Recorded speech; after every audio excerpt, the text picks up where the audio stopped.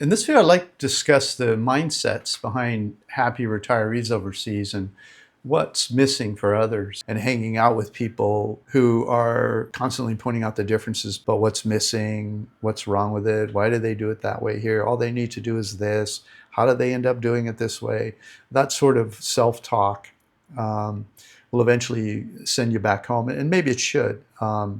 Often those individuals have been overseas for a few years, and the best thing for them to do is to go back home for 3 to 6 months and find out, hey, you know what?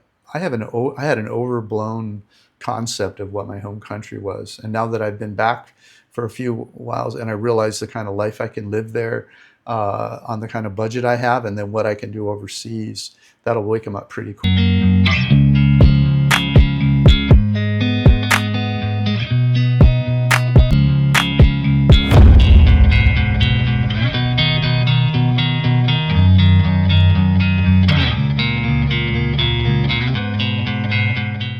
This is Dan of Vagabond Awake. I left the United States in 2007. It's been about 18 years.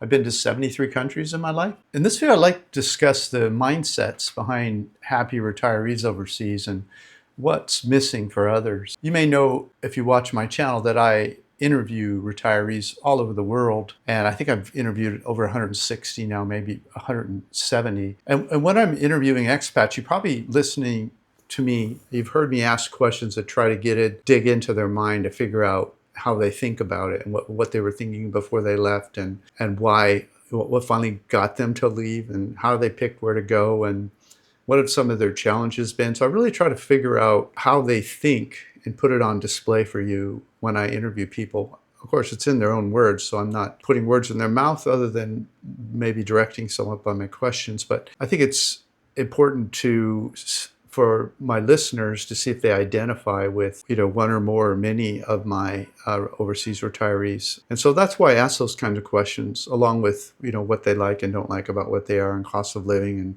safety and all these other things that retirees care about. And so what I've seemed to notice over the 8 years now that I've been doing this, what is a mindset or personality type are typical for expats. So these expats that have left their home country and retired overseas often, rather than follow the safe or traditional retirement path, that they might be encouraged to do by maybe their parents when they're younger, or their peers or children, or their people surround their sphere of influence. They tend to think for themselves, I would say. I'm not saying that only people that think for themselves retire overseas.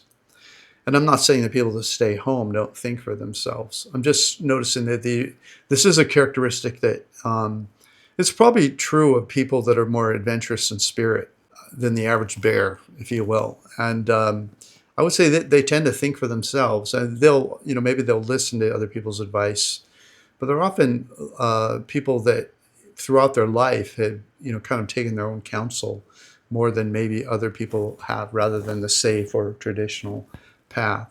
Maybe another way of saying it is they kind of march to the beat of their own drum. They have a history of making these sort of unconventional choices along the way, or maybe at some point in their life they break out and begin to do that. You'll just notice that, and they're also not afraid, maybe as afraid of taking risks or being judged for taking risks. So they really do sort of hear their own drum louder than maybe the influence of their peers. The other thing I've noticed about mindsets is they generally seem, curious about the world. The ones that are successful and stay retired overseas, they're really curious and interested in learning about different cultures, beliefs, foods, and ways of life.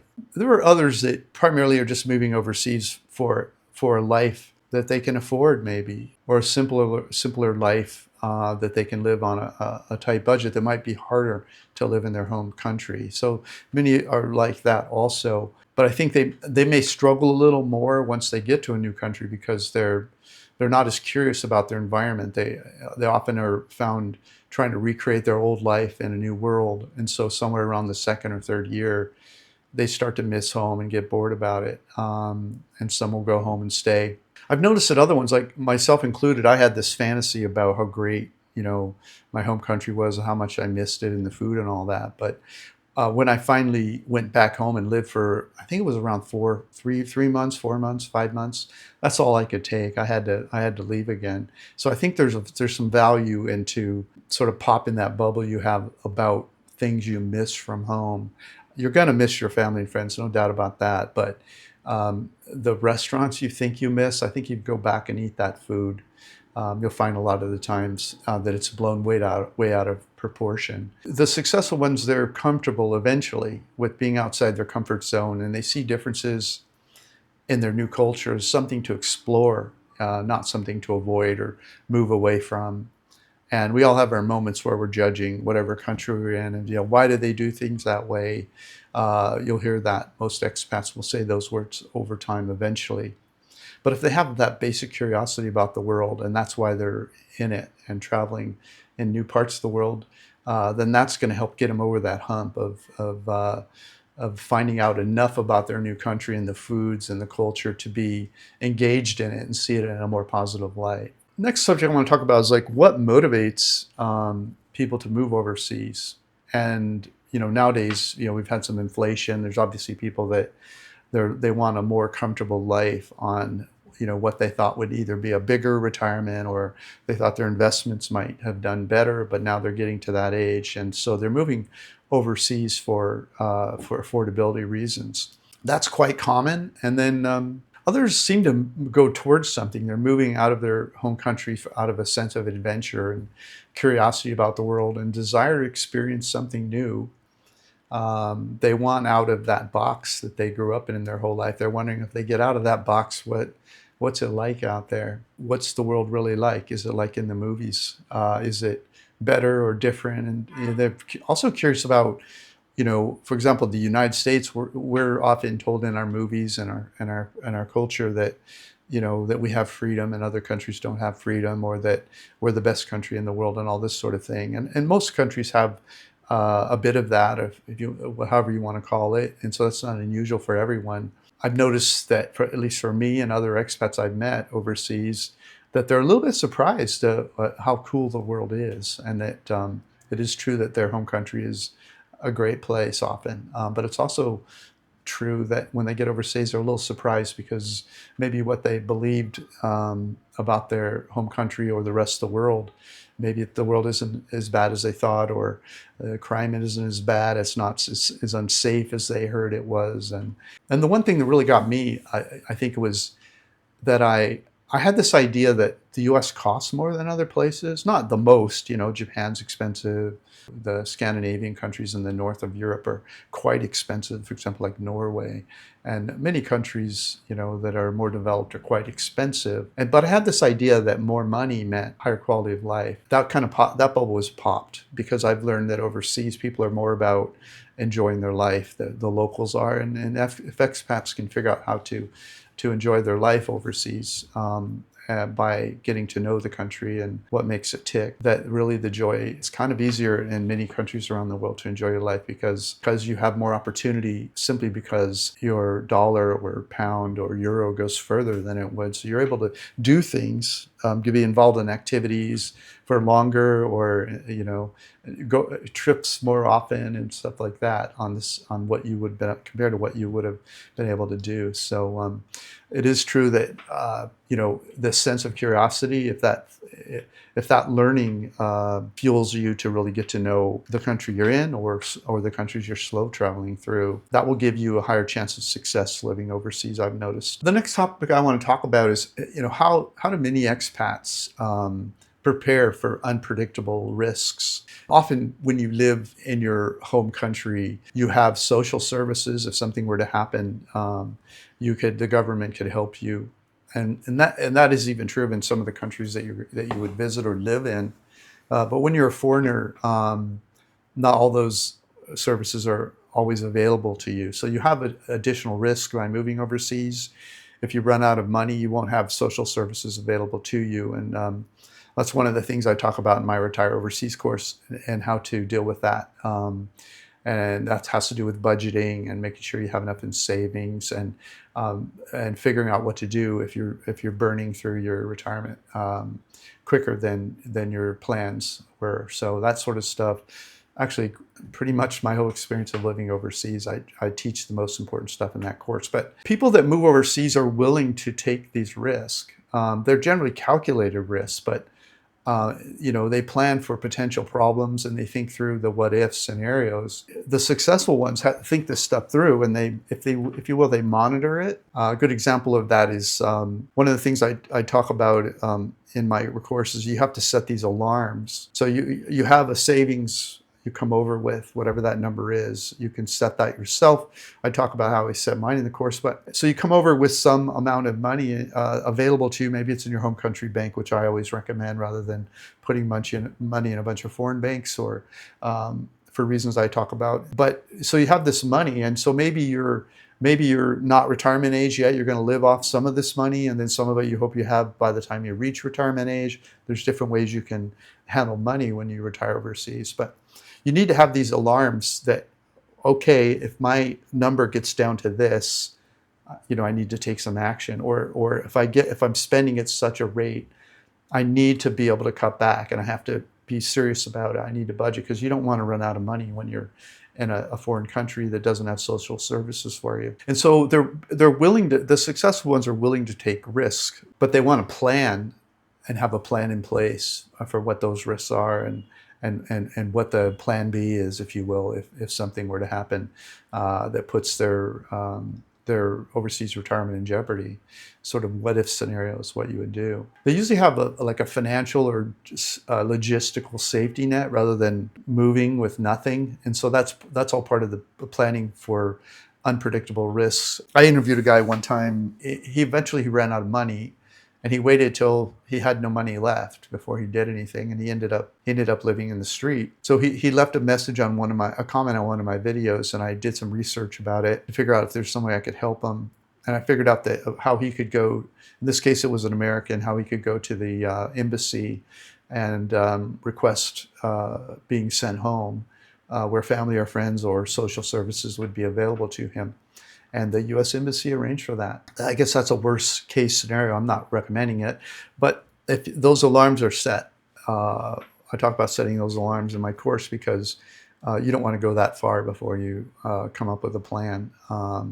And you want to have options when things start getting tight. So don't wait until you're out of money and homeless overseas. But if you do, and you're a U.S. citizen, at least last I checked, they're still flying Americans home. You have to pay the money back, but at least you can get back to your home country. How do expats deal with all the change that occurs overseas? So what do I mean by change? I mean that when you leave your home country, there's a lot in your life that changes. You may not realize it completely, or maybe you already are overseas, you know this, but what the food you eat, the kind of how you get across town, what the appliances are in your apartment that you're renting, what's for sale in the grocery stores. It's just constant things are different in your life, and you have to be able to cope with all of that. And so it seems like the expats that are successful overseas, they're not rigid in their behavior or beliefs. They're kind of, so instead of trying to recreate everything in their home country environment, they adapt and integrate, into parts of the new culture, into, how they solve problems, and they do it in ways that fit their value system, still, of course, but they're willing to learn new things and try new things. And they seem to embrace the challenges that come with living abroad, from food differences to cultural norms that are different. They see that as more of a learning opportunity, and they spend less focus on what I was talking about earlier. Why do they do it this way in this country? What is wrong with these people? So that's another thing I think is worth pointing out. If you surround yourself with people that are sort of rigid in their beliefs and the way their problem-solving techniques, and they're not willing to try living outside the box in every sense of the word when they go to a new country, they can be tough teachers, especially when you first move overseas, and hanging out with people who are constantly pointing out the differences, but what's missing, what's wrong with it, why do they do it that way here, all they need to do is this, how did they end up doing it this way? That sort of self-talk will eventually send you back home, and maybe it should. often those individuals have been overseas for a few years, and the best thing for them to do is to go back home for 3 to 6 months and find out, hey, you know what?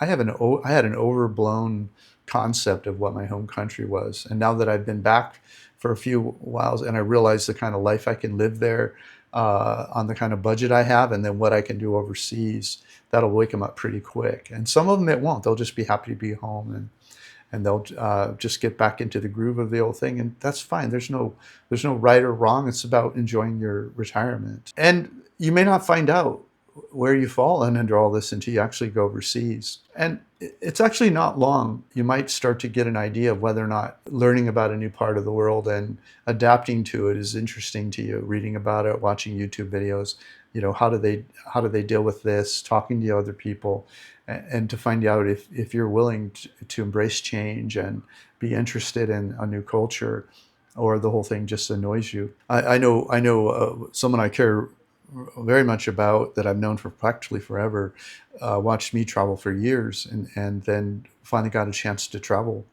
And they went to a country and they didn't know what food to eat. And it was really just a couple of weeks after they were in this new country, they ended up going home because they just really missed the home food, and they just weren't adapting well to what foods were available. And so they're back home now, happy as a clam. And so that's really the bottom line. If you have a fascination about a place, you go over there and check it out. In my Retire Overseas course, I talk about that, in fact, how you want to do what's called an exploratory visit. You go to a place, see what your cost of living would be there. Where would you eat? What would you rent? Where would you shop? How would you get around? Would you ride public transportation? Would you ride a bicycle? Would you walk? Would you rent a scooter? All this kind of stuff. What's it all cost added up? And then you'll find out what your budget is, rather than listening to YouTube videos and figuring you can live on whatever anyone else can. That's almost never the case. Sometimes you get lucky, but it's better to do these exploratory visits. And while you're over there, you'll find out, you know what? I'm not interested in this place, and that's good, because there's other countries out there you can visit and find one you're really interested in, or you can go back to your own country if you think that's a better situation for you. So how do expats view the world? The ones that end up enjoying it and living overseas. I think this is kind of it's not in their words, but what I've sensed, and it's true for me, they recognize that while countries may look different, they have different systems, and they have different architecture and music and arts and food and just cultural norms. But eventually, they recognize that people are fundamentally similar in how they treat their family, friends, neighborhood, people in their neighborhood, and that the world is actually quite similar once you get under the physical difference or the visually differences. And there are differences, otherwise it wouldn't be fascinating. But eventually you get the sense that that good people are good people all over the world, and that's something that I know. That I've sensed from the ones that end up enjoying a country. That overall, as you travel the world and get to know people and cultures, you'll find that in the general sense, most people are good in most all over the world, and they want to be nice and fair to each other, and that just comes up in everyday life. Just eventually it comes around to you that yeah, people are pretty much the same all over the world. So these expats, they find kind of a common humanity, if you will, across borders, despite these surface differences, but they get to live a different life because the food's different, the visual differences.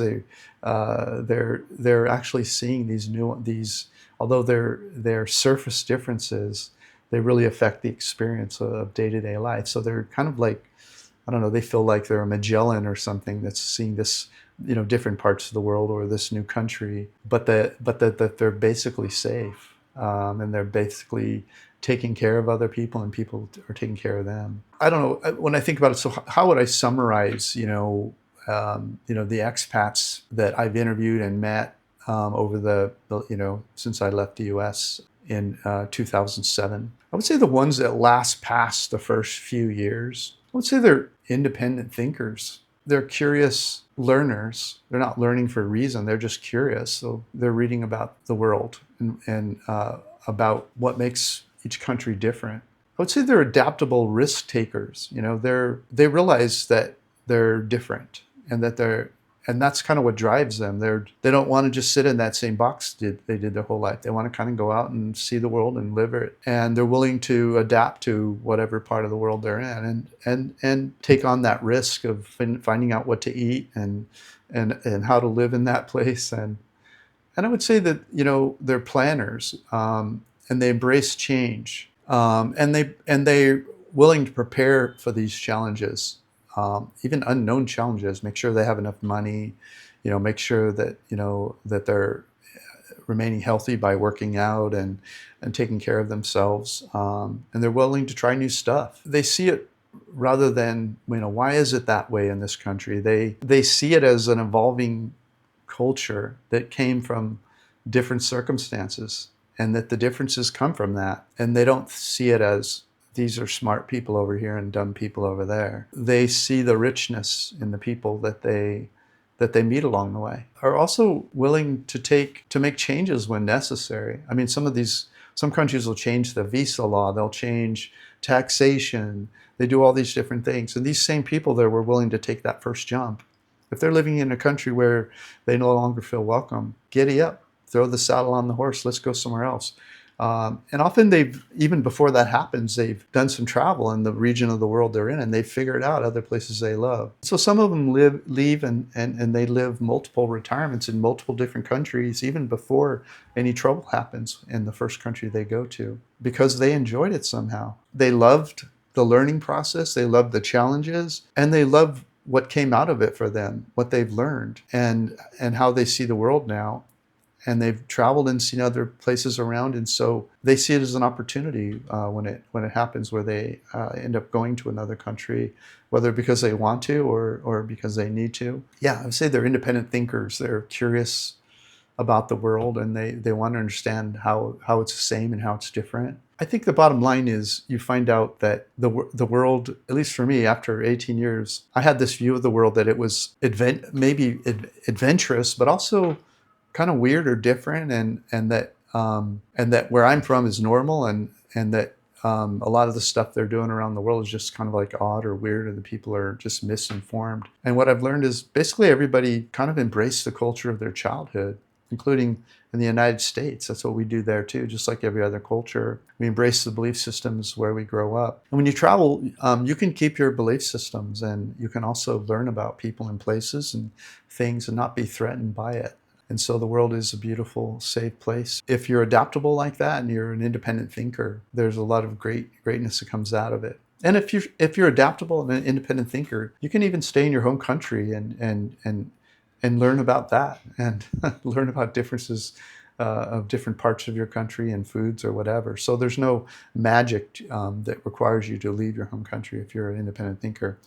But it's just more different, more learning, more fascinating if you like learning about the world.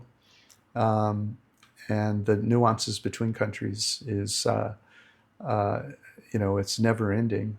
And so that is what I've noticed about people that successfully and happily retire overseas. They're fascinated about the world around them, and they want to go see it, and they want to taste it, and they want to feel it, and they want to share it with their friends and tell people about it, and it's a great way of living. It's and so if you think that describes your personality, then try it out, see if it's for you. Well, thanks for watching. This is Dan of Vagabond Awake, the YouTube channel for vagabondbuddha.com, and appreciate you watching the video. If you don't have my free ebook, How to Fire Your Boss and Travel the World, that'll be the first link in the notes below this video. Grab that ebook and learn about all of the things, how to prepare to move overseas, from thinking about what country to getting your banking right and your phone and all of that. And then once you have that, if you find it fascinating and you want to go deeper, I have courses and all sorts of things to help you. But thanks for watching. Take care. If you like my free ebook about how I fired my boss and traveled the world for 17 years and how I pay for things, come to Vagabond Buddha and grab the free ebook.